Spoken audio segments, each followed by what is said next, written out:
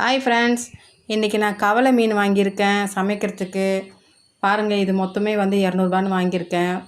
இப்போ இந்த குழம்பு செய்கிறது என்னென்னா, கையிலேயே மசாலா அரைச்சி வைக்கிறது தான் வந்து டேஸ்ட்டே குழம்பு. நான் வந்து இந்த முறை அப்படி தான் செய்ய போகிறேன். இப்போ வெங்காயம் நம்மளுக்கு எவ்வளோ வேணுமோ அதெல்லாம் இடிச்சுக்கணும், தக்காளி இடிச்சுக்கணும். நான் சும்மா உங்களுக்கு காட்டுறதுக்கோசம் ஒரு வெங்காயம் ஒரு தக்காளி வச்சு இடிச்சிருக்கேன். அதே போல் ஒரு பச்சை மிளகா வச்சு நசிக்கலாம். காரத்துக்கு ஏற்ற பச்சை மிளகா வச்சுக்கலாம். இப்போ வந்து நான் இடிச்சிருக்கேன் பாருங்கள், இதே போல் தான்.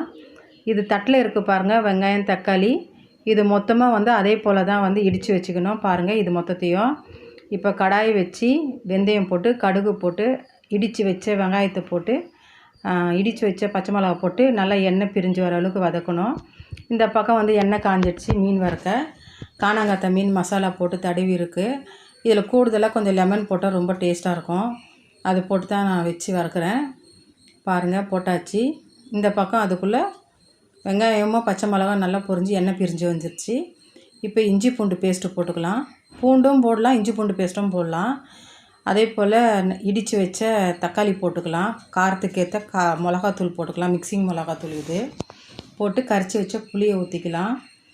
ஊற்றி தேவையான அளவு உப்பு, தலை மேலே 2 தக்காளி குட்டியாக அது கட் பண்ணி போட்டுக்கலாம். கருவேப்பிலை கொதி வந்துடுச்சு. இப்போ மீன் போட்டுக்கலாம்.